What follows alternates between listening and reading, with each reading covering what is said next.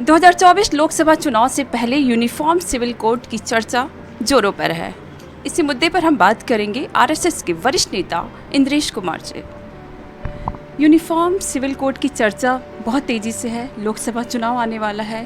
पहले राम मंदिर, फिर धारा 370 ख़त्म किया सरकार ने, उसके बाद अब यूनिफॉर्म सिविल कोड की बात हो रही है। कौन कौन सी जनजातियाँ जो हैं इससे उन पर इसका प्रभाव पड़ेगा?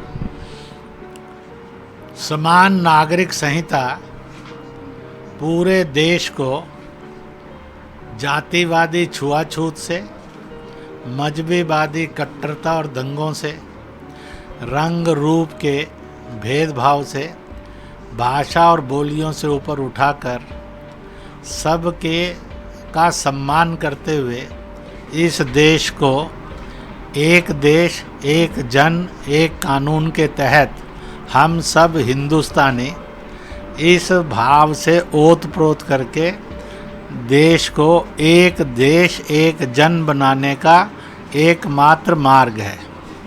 जो लोग ये सोचते हैं कि समान नागरिक संहिता से किसी की धार्मिक आस्थाओं को संकट खड़ा होगा, वो बेबुनियादी बात करते हैं, बल्कि यह सबकी धार्मिक आस्थाओं का सम्मान करेगा।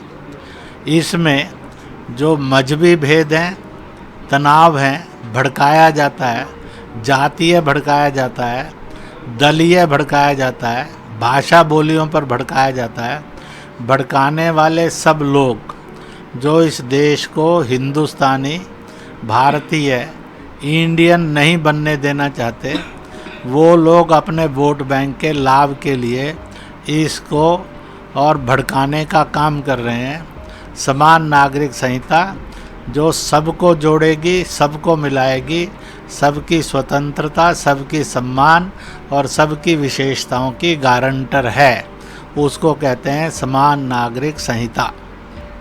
देश की विपक्षी पार्टियां जो हैं कुछ समर्थन में है, कुछ लोग विरोध कर रहे हैं। कांग्रेस जो है इसको लेकर बहुत कंफ्यूज नज़र आ रही है, उसको लेकर आप क्या कहें? ऐसा है कि मेरा ये कहना है, जिस समय संविधान बना तब से पूज्य बाबा साहब ने साफ कहा था समान नागरिक संहिता।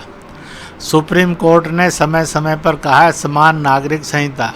सरकारों ने before partition and after partition भी कहा है समान नागरिक संहिता। समान नागरिक संहिता का विरोध बाबा साहब अम्बेडकर का विरोध और अपमान है। समान नागरिक संहिता का विरोध यह बापू का विरोध और अपमान है। समान नागरिक संहिता यह भारतीय संविधान का उसका विरोध करना, भारतीय संविधान का विरोध करना है। इसलिए जो समान नागरिक संहिता का विरोध कर रहे हैं वह चाहते हैं कि देश हम सब हिंदुस्तानी इससे एकजुट ना हो, वो जातियों में, मजहबों में, भाषाओं में बटे और बिखरे रहें। इसलिए इससे उनकी वोट बैंक की राजनीति होती है। कांग्रेस ने अपना कन्फ्यूज़न दूर करना चाहिए। जो विपक्षी दल इसका विरोध कर रहे हैं उन्होंने अपना विरोध बंद करना चाहिए। इसको देश की एकता और अखंडता के रूप में देखना चाहिए, ना कि वोट बैंक के नज़रिए से देखना चाहिए।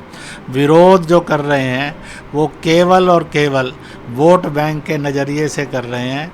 वह इसलिए नहीं कर रहे कि देश शिक्षा युक्त हो, देश बेरोजगारी मुक्त हो, देश महंगाई मुक्त हो, देश और अशिक्षा मुक्त हो, देश दंगा मुक्त हो, देश छुआछूत मुक्त हो। जो इस दृष्टि से विचार करेंगे वो सब समान नागरिक संहिता का समर्थन करेंगे। बहुत बहुत शुक्रिया। तो आपने सुना आरएसएस के वरिष्ठ नेता इंद्रेश कुमार सिंह को। दिल्ली से कैमरामैन तारा दत्त के साथ श्वेता गुप्ता।